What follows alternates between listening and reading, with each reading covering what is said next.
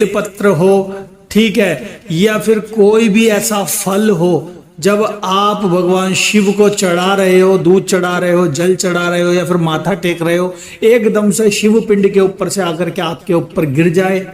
तो समझ लो भगवान की साक्षात कृपा आपके ऊपर हो गई है, इतनी जबरदस्त वाली के संसार में उसको कोई नहीं रोकता,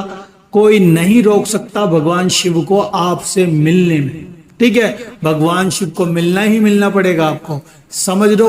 कि भगवान शिव ने फल स्वरूप आपको ये फल दिया है, चाहे वो फूल हो, चाहे बेलपत्र हो, चाहे से धतूरा हो, चाहे वो फिर कोई फल ही क्यों ना हो, सेब हो, अमरूद हो, केला हो, अनानास हो,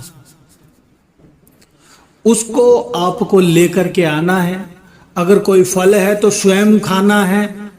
किसी को नहीं देना, घर के अंदर ये किसी को भी नहीं देना। दूसरा फल दे सकते हो, जो आपके हाथ में या आपके सर पे गिरा है ना, उस फल को स्वयं को ही आपको खाना है। उस फल के हिस्से नहीं करने बोला जाए तो स्वयं को पूरा फल खाना है, चाहे वो सेब हो, अमरूद हो, केला हो,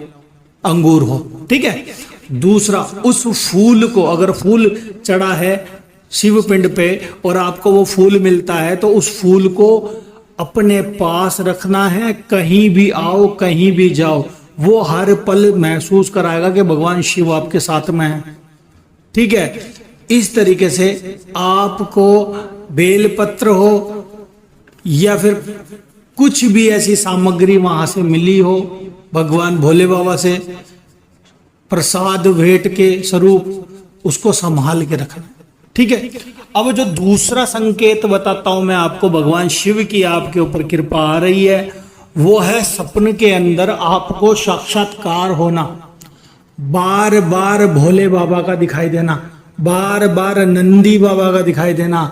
सपने के अंदर दिखाई देना और साक्षात्कार। जैसे कहीं आप रोड पे जा रहे हो, गली से गुजर रहे हो,